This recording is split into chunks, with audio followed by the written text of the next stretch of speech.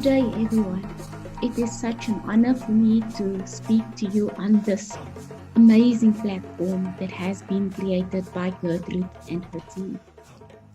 My name is Gail Jacobs, and I'm based in South Africa. I am the published author of a book called Raising a Prince: The Joy of Rearing a Whole Man. Now, what gave rise to this book is I've observed over the years a number of things that is crippling our societies. And with this book, I'm hoping that I will reach a number of people that will help us to correct this illness that we have in our societies. And what are these illnesses? Drug abuse, alcohol, violence. And I've also noticed a number of people carry invisible labels, things that they don't often talk about. But all these things contribute to the state that we find our societies in. And today I would like to share with you that I honestly believe that we can change our world. We can make a difference. I would like to create this picture in your mind. If you take food colorant or any colorant and you drop some of those colorant into clear water, the first time that you drop the colorant, it's not going to make much of a difference into the water. But the more colorants you drop into the water, the more the water will start changing color to the color of the colorant. And today I want to say, the more of us that's going to decide that we would like to change our societies or our communities, the easier it is going to become. I'm thinking of a biblical story of a lady, the widow with the oil, and she was, creditors was after her for debt that she had or her late husband had. And the story goes that she went to Elijah because she was frustrated. She didn't know what to do. She didn't want to lose her two boys. And Elijah asked her, "What do you have?" And at first she said, "Well, I have nothing." And when she thought about it again, she realized, "But I do have a small jar of oil." And Elijah said to her, "Well, go around in the neighborhood, go see how many vessels you can find." And she did that. She went around, she came back to him. She said, "I found all these vessels. What must I do now?" And he said to her, "Go into your house, lock the door, and start filling up these vessels that you have with that little oil that you have." And she did just that. And she kept on pouring and pouring and pouring and pouring up until she had no more vessels to fill. At that point, the oil stopped flowing. So look at this miracle that happened there. As long as there was vessels to fill, the little jar of oil that she had, the miracle kept on repeating itself. And today I want to say to you, we all have got that magic within us, something that we can pour into this world in order to change it.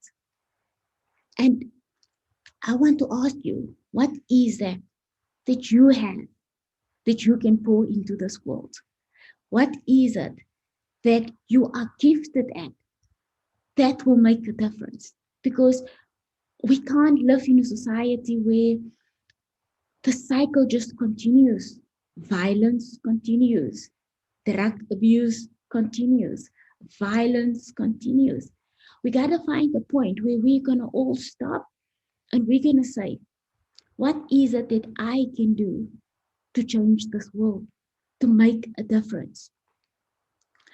Thinking back then when I was a little girl, we had a career day at school. And I remember my parents was never able to pay for any of my studies. And one school teacher came and he spoke to us and he said, out of all these children that year, not many of you are going to make it big in life. Only a few of you will. And if I look at my home circumstances, I say to myself, my parents can't afford financially what I have or what I wanted to be. I had to find ways on how will I do this? How will I make a difference? How will I make a change to myself? And I realized if I want to have a bursary, I need to start writing letters. And I can tell you every night I will sit and write a letter. Because I didn't have a computer. We didn't have Wi-Fi like what we are having today. So every night I would sit and write a letter to some bursar to apply for a bursary. And I must have written, handwritten, close on 100 letters that my mother helped to send me off. So I used what I had in order to help me. And that worked out well for me. I managed to get a bursary at the end of the day and I could pursue my studies. Now I'm asking you again, what is it that you have that can help us to change this world? Because together we can achieve so much more. With my book, I'm really hoping to reach mothers far and wide, to reach fathers far and wide, so that we can all start working on ourselves and see how can we change this world. How can I help another boy? How can I help my own child? I'm speaking to teachers and they're telling me the big problem that they're having at school nowadays is bullying.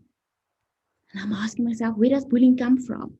Because if you look at the child, there's just no way that the child was born to be bullied or learned how to bully somebody else. I believe children behave based on learned behavior, things that they have seen around them. Children don't always listen to what we're saying, but they always will do exactly what we're doing. So I believe bullying comes from home. How is mom behaving? How is dad behaving?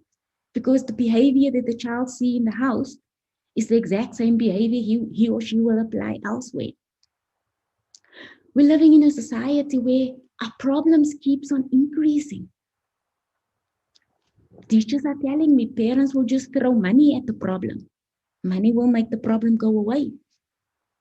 The sad truth is it doesn't. It doesn't go away. We need to make that change. We need to become different parents. We need to install the old saying about it takes a village to raise one child. A problem I have experienced recently was when I tried to address a bullying situation when my child was bullied at school. The parents wasn't interested in it. I was told, well, whatever your bill is, send it to us and we'll pay it. So the problem keeps on rising because mom is working, dad is working, this poor child is left with probably by themselves. If not, maybe an au pair. Teachers has gone as far as telling me we have outsourced parenting to them. And that is not their job. So how do we change the situation? How do we bring a difference? We need to start looking at ourselves. What type of parent am I? What type of mother am I? Am I the mother that's involved with my child's life? I understand what is happening in my child's life. I have that constant conversations with my child. Is that the mother I am? Or am I the mother that throws money at the problem? Throw money at my child?